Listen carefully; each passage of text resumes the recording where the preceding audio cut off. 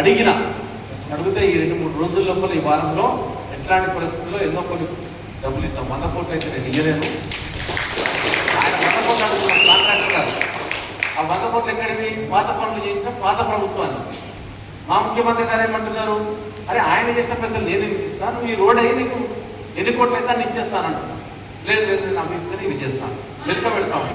ఆ రోడ్డు బాధ్యత నాకు వదిలేయండి, 600 అయినా నేను వేయిస్తాను. అది తప్పలేదు. వాళ్ళు అనుకున్నట్టు 10 ఏళ్ళు పడుకొని ఇప్పుడు నువ్వు చేయించలేదు 10 ఏళ్ళు ఏం చేసినావు నాయన? పన్నావు తెలుగులే. ఆ రోడ్డు మీద పోతుంటే ఈ రోడ్డు కింద అధ్వానం ఉన్నది. మేము ధర్నా చేస్తాం, మేము పాదయాత్ర చేస్తాం. మీరు పర్మిషన్లు ఇవ్వకపోతే హైకోర్టు నుండి తెచ్చుకొని చేసినాం. మరి ఈరోజు మీరేదో చేస్తలేడు. నాకు అయ్యే 2 సంవత్సరాలు.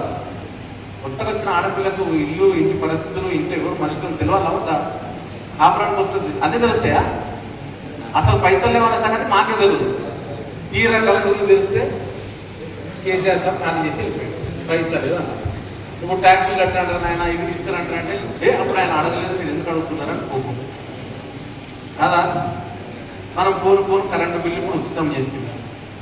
200 యూనిట్లు ఫ్రీగా చేసినాం కదా, దాని మీద డబ్బులు అంటే ఇట్లా ఆ విధంగా చేస్తూ ఉన్నది ఈ ప్రభుత్వం. తప్పకుండా మా పొరపాటు ఉంటే కూడా ఉద్దేశంతో ఇక్కడ ఎంఆర్ఓ ఆఫీస్ లేకుండే ఎంఆర్ఓ ఆఫీస్ తీసుకొచ్చిన, ఎంపీడీ ఆఫీస్ తీసుకొచ్చిన, హాస్పిటల్ కట్టించిన, ఇవన్నీ చేస్తాం. ఒకటొకటి బతిలాడుకుని చేయడం జరుగుతూ ఉన్నది. తప్పకుండా ఈ రోడ్డు విషయం కానీ, మీ పెన్షన్ల విషయం కానీ అది కూడా చేస్తాం. పెన్షన్లకు అప్లై చేసుకున్నారా? మరి చేసుకున్నారా? వృద్ధాప్య పెన్షన్లు కాదు, వితంతు పెన్షన్లు, ఒంటరి మహిళ పెన్షన్లు, విడో పెన్షన్లు, అదేవిధంగా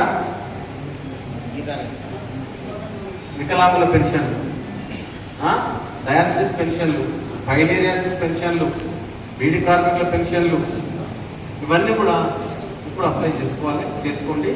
చేసుకున్న తర్వాత ఇస్తాం. ఈ నెల 30 వరకు లాస్ట్ డేట్ కాబట్టి అవన్నీ కూడా ఉపయోగించుకోండి.